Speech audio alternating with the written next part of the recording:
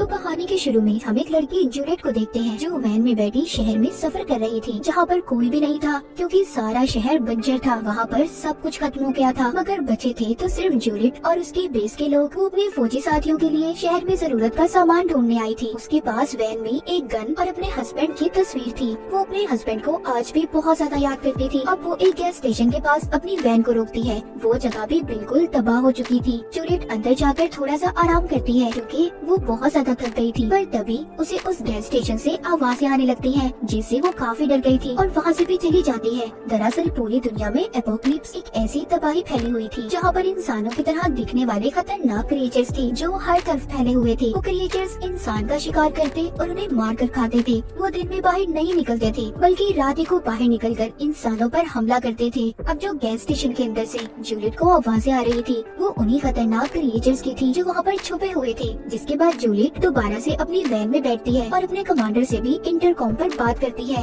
वो भी जूलियट को क्रिएचर्स के बारे में बताते हैं और ये भी कहते हैं कि वो अपना काम ध्यान से करे। यहाँ पर जूलियट के इंटरकॉम की बैटरी खत्म होने वाली होती है, साथ ही रात भी होने वाली थी। इसीलिए वो अपनी वैन को एक छोटे रास्ते से ले जाने लगती है। थोड़ा आगे जाने पर उसे एक और वैन दिखाई देती है जहाँ पर एक आदमी जख्मी हालत में था। वो जाकर जब उसे देखती है तो वो जूलियट को बताता है कि कल रात मेरे ऊपर एक क्रिएचर ने हमला किया। उसी ने मेरा ऐसा हाल कर दिया है। मैंने उसे अपनी वैन में बंद किया हुआ है। पर वो आदमी बहुत ज्यादा दर्द में था, इसीलिए वो जूलियट को खुद को मारने का कहता है क्योंकि उस आदमी से दर्द बर्दाश्त नहीं हो रहा था। जिसके बाद वो उस जख्मी आदमी की वैन में जाकर उस क्रिएचर को मार देती है और जरूरत का सामान लेकर बाहर आ जाती है। बाहर वो आदमी भी मर गया था। अब बस रात भी होने वाली थी, इसलिए जूलियट जल्दी से अपनी वैन में बैठकर अपनी बेस की तरफ जाने लगती है। जब वो जा रही थी तो रास्ते में वो अपने हस्बैंड जैक की तस्वीर को देखते हुए उसका ध्यान भटक जाता है और उसकी वैन का एक्सीडेंट हो जाता है। तो साथ ही यहाँ से कहानी जाती है पास्ट में, जब सब कुछ ठीक था, जब दुनिया ऐसी नहीं थी। जूलियट को हम एक आर्ट गैलरी में देखते हैं जहाँ पर वो पेंटिंग्स को देख रही थी। वहीं पर वो जैक से पहली बार मिली थी जो उस आर्ट गैलरी का मालिक था। आकर जैक उससे पूछता है क्या तुम्हें वो पेंटिंग पसंद आई, जिस पर वो कहती है हाँ शायद, क्योंकि जूलियट यहाँ पर किसी पेंटिंग को देखने नहीं बल्कि वो तो यहाँ पर फ्री का खाने पीने के लिए आई थी। जैक भी उसकी बातों से समझ गया था कि उसे पेंटिंग्स के बारे में कुछ भी नहीं पता। वो उससे कहती है कि बाहर बारिश हो रही थी, मैं तो बस इसलिए यहाँ पर आई थी। पर जैक उसकी बातें सुनकर कहता है मैं जानता हूँ तुम्हें यहाँ पर गॉड ने भेजा है क्योंकि वो हमें मिलाना चाहते हैं। जिसके बाद वो जूलियट को एक पेंटिंग दिखाता है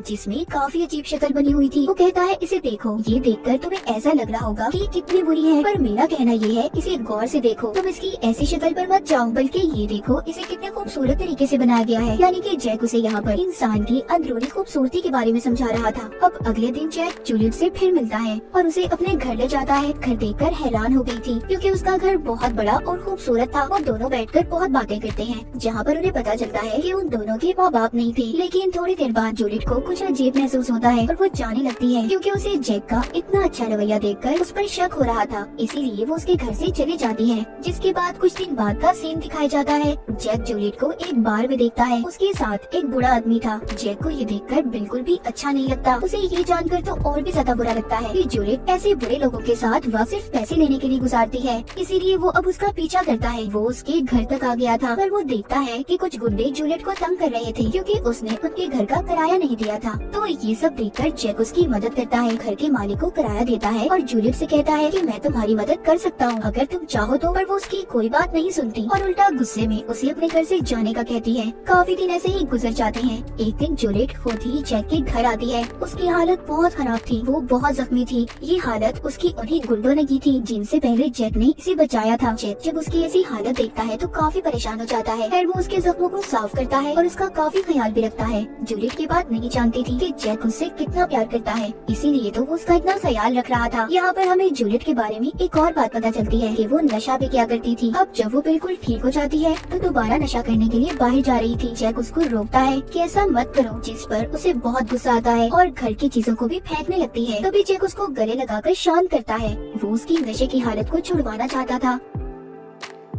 इसीलिए वो उसे शहर से दूर ले जाता है जहाँ पर वो एक बहुत ही खूबसूरत घर खरीदता है। उन दोनों ने शादी भी कर ली थी और वहाँ पर हंसी खुशी रहने लगे थे। एक दिन जूलियट जैक को खुशखबरी देती है कि वो माँ बनने वाली है, जिससे जैक बहुत खुश होता है। पर जब उनका बच्चा पैदा होता है तो वो मरा हुआ था, जिससे वो दोनों काफी दुखी हो गए थे। जैक इस बात को जानता था कि ये सब जूलियट की नशे वाली आदत की वजह से हुआ है, पर वो उसे कुछ नहीं कहता क्योंकि वो भी बहुत दुखी था। जूलियट फिर से पहले से भी ज्यादा नशा करने लगी थी। वो रात रात भर घर से बाहर रहती थी। जैक जाकर उसे ढूंढ कर लाता और उसका ख्याल रखता था। पर एक दिन जब दोनों गाड़ी में जा रहे थे तो उनके बीच झगड़ा हो जाता है। जूलियट उसे कहती है कि मेरे बच्चे की मौत के जिम्मेदार तुम हो, जिस पर जैक को बहुत गुस्सा आता है और वो गाड़ी से उतरकर एक फैक्ट्री के पास चला जाता है। और जूलियट भी एक बार में आ गई थी। तभी उसे जैक की कॉल आती है पर वो उसे नहीं उठाती। लेकिन जब वो टीवी पर खबर देखती है जिसमें बताया जा रहा था कि फैक्ट्री के पास एक केमिकल धमाके की वजह से 40 लोग मर गए, तो वो बहुत ज्यादा डर जाती है और जैक के बारे में सोचने लगती है। तभी वो जैक का फोन उठाती है तो एक आदमी उसे बताता है कि जैक की हालत बहुत खराब है और वो हॉस्पिटल में है। जूलियट जल्दी से हॉस्पिटल जाती है। वो जाकर देखती है जैक एक कमरे में था जिसकी हालत बहुत खराब थी, जिसे देखकर अब जूलियट को पछतावा हो रहा था कि अगर उनके बीच झगड़ा न होता तो जैक की ऐसी हालत न होती। खैर जब भी जैक के पास जाती है तो वो बोल तो नहीं सकता था, इसीलिए वो एक बोर्ड पर उसे आई लव यू लिख कर देता है, जिसे देख जूलियट को बहुत रोना आता है क्योंकि अब उसे जैक के प्यार का एहसास हो गया था। वो उसे खोना नहीं चाहती थी। जूलियट को पूरा यकीन था कि वो ठीक हो जाएगा, उसे कुछ नहीं होगा। अगले दिन जब वो हॉस्पिटल आती है तो वहाँ पर जैक नहीं था। उसके पूछने पर हॉस्पिटल वाले बताते हैं कि वो मर गया है और उन्होंने उसकी लाश को जला दिया क्योंकि वो पूरी तरह से इन्फेक्टेड हो गया था। ये सुनकर तो जूलियट अब टूट चुकी थी। वो उसके मरने के बाद जैक की बहुत सी यादों को याद करती है। जैक के जाने के बाद जूलियट अब फिर से बिल्कुल अकेली हो चुकी थी। जिसके बाद हम कहानी को दोबारा से प्रेजेंट में देखते हैं जहाँ पर जूलियट के वैन का एक्सीडेंट हुआ था। अब आहिस्ता आहिस्ता उसे होश आता है। उसकी टांग वैन में फंसी हुई थी। वो हिलने की कोशिश करती है मगर हिल नहीं पाती। तभी वो अपनी गन को देखती है जो वैन से थोड़ा दूर पड़ी थी। वो एक तार के जरिए उसे अपनी तरफ खींचने की कोशिश करती है पर नहीं खींच पाती। अब वो अपनी टांग को जैसे तैसे कर बाहर निकालती है। उसकी टांग की हड्डी टूट चुकी थी जो अब बाहर निकल रही थी। वो उस पर शराब को डालकर हाथ से उसे अंदर करती है जिससे उसे बहुत दर्द हो रहा था। पर उसने अपनी टांग पर अब पट्टी बांध ली थी। वो अपनी वैन में मौजूद रेडियो से अपने बेस पर राब्ता करने की भी कोशिश करती है पर उसकी किसी से भी बात नहीं हो पाती। अब वो आहिस्ता आहिस्ता रेंगते हुए बाहर जाती है और जाकर अपनी गन उठा लेती है। तभी वहाँ पर उसके रेडियो के शोर से अजीब सा क्रिएचर आ गया था जो दिखने में बिल्कुल इंसान जैसा था। असल में ये जितने भी ऐसे क्रिएचर्स थे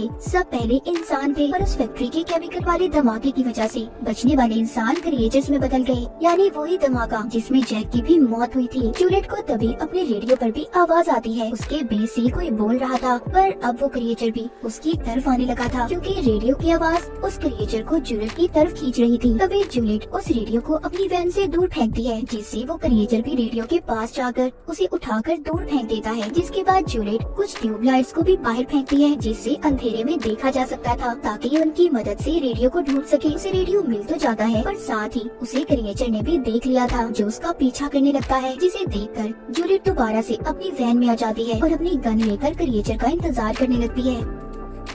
वो पीछे से आकर जूलियट को पकड़ लेता है मगर वो वैन की एक्सीलेटर को दबा देती है जिससे वो डर गया था और थोड़ा पीछे हो जाता है मगर वो दोबारा से उस पर हमला कर देता है। जूलियट इस बार उस पर अपनी गन से गोली चलाकर उसे दूर करती है। अब उसकी रेडियो पर भी बात हो गई थी। उसके बेस के लोग कहते हैं कि तुम अपनी वैन में लगी ट्रैकिंग डिवाइस को ऑन कर दो जिससे हम तुम्हें ढूंढ लेंगे। वो ऐसा ही करती है। जहाँ पर वो एक तरफ क्रिएचर से बचने की कोशिश कर रही थी तो वहीं पर वो क्रिएचर उसकी वैन के सामने वाले शीशे को तोड़ने में कामयाब हो जाता है और उसकी तरफ बढ़ने लगता है पर जूलियट जल्दी से हेडलाइट को जला देती है जिससे वो भाग गया था क्योंकि ये क्रिएचर्स ज्यादा रोशनी को बर्दाश्त नहीं कर सकते थे। बाद में वो फिर से रेडियो पर अपने बेस पर बात करती है जिस पर वो उससे कहती है कि हम लोग खतरे में फंसे हुए हैं, तुम भी अगर सुबह तक जिंदा रही तो हम तुम्हें बचा लेंगे। ये सुनकर तो जूलियट और ज्यादा डर गई थी। तभी उसे वहाँ पर एक और गाड़ी की आवाज आती है। वो उस गाड़ी को देखकर उन्हें आवाज लगाने लगती है। दरअसल वो चोर और गुंडे थे जो लोगों को मारकर उनके सामान को चुरा कर भाग जाते थे। उस गाड़ी में से एक आदमी जब जूलियट की आवाज सुनता है तो उल्टा वो उसे बचाने के बजाय उसे मारने आया था पर वहाँ मौजूद क्रिएचर उस आदमी को खींचकर मार देता है और खा जाता है जिससे जूलियट की जान बच गई थी। उस आदमी के बाकी साथी क्रिएचर से डरकर भाग गए थे मगर अब बेचारे जूलियट सब चीजों से बहुत ज्यादा डर गई थी और खुद ही अपनी जान लेने का सोचती है क्योंकि वो क्रिएचर के हाथों नहीं मरना चाहती थी। अब खैर वो हिम्मत करती है और वैन से बाहर आ जाती है। उसके पास पेट्रोल की कैन और फ्लेयर स्टिक्स थी। वो वैन से कुछ दूरी पर पेट्रोल कैन को रखकर फ्लेयर स्टिक्स में आग लगाती है। रोशनी देखकर क्रिएचर उसकी तरफ आने लगा था तो उसके पास आते ही वो पेट्रोल कैन को शूट कर देती है जिससे वहाँ पर बहुत बड़ा धमाका होता है। पर वो क्रिएचर अब भी उस धमाके से नहीं मरता। वो जूलियट को खींचकर उसे दूर फेंकता है लेकिन इस बार जूलियट ने उस क्रिएचर को गोली मार दी थी जिससे वो वहीं पर गिर जाता है और जूलियट भी वहीं पर लेट गई थी क्योंकि वो जख्मी होने के साथ साथ बहुत ज्यादा थक भी गई थी। जब सुबह होती है तो वहाँ पर क्रिएचर को होश आ गया था। वो आहिस्ता आहिस्ता दोबारा जूलियट की तरफ बढ़ रहा था। वो उसे दोबारा से मारने के लिए गन उठाती है, पर इस बार उसकी गन में भी गोलियां खत्म हो गई थी। वो क्रिएचर उसके पास आकर उसे बिल्कुल वैसे ही हाथ लगाता है जैसे जैक उसे छुआ करता था। यहाँ पर हमें और जूलियट को ये बात पता चलती है कि जैक मरा नहीं था, बल्कि वो जिंदा था और क्रिएचर में बदल गया था। पूरा वक्त वो जूलियट के साथ था, जैसे वो उसकी हिफाजत कर रहा था। तभी जूलियट को जैक की वही पेंटिंग वाली बात याद आती है, जिसमें काफी अजीब शक्ल बनी हुई थी, इंसान की अंदरूनी खूबसूरती के बारे में समझा रहा था, जिसका मतलब उसे अब समझ आया था। साथ ही अब वो ये भी मान गई थी कि उन दोनों को किस्मत नहीं मिलाया था। वो अब जैक को बताती है कि वो भी उससे बहुत प्यार करती है। वो दोनों काफी दुखी हो गए थे, जिसके बाद आखिर में जूलियट खुद को और जैक को गोली मारकर मार देती है। उसने ऐसा शायद इसलिए किया क्योंकि जैक की ऐसी हालत का जिम्मेदार वो खुद को मानती थी, और जैक को उसने इस वजह से मारा। वो उसे ऐसी हालत में देखकर बहुत दुखी थी। वो नहीं चाहती थी कि जैक और किसी को भी नुकसान पहुंचाए। तो हमेशा अपने उन प्यारों का ख्याल रखें जो आपसे प्यार करते हैं। ये सर्वाइवल कहानी यहीं पर खत्म हो जाती है।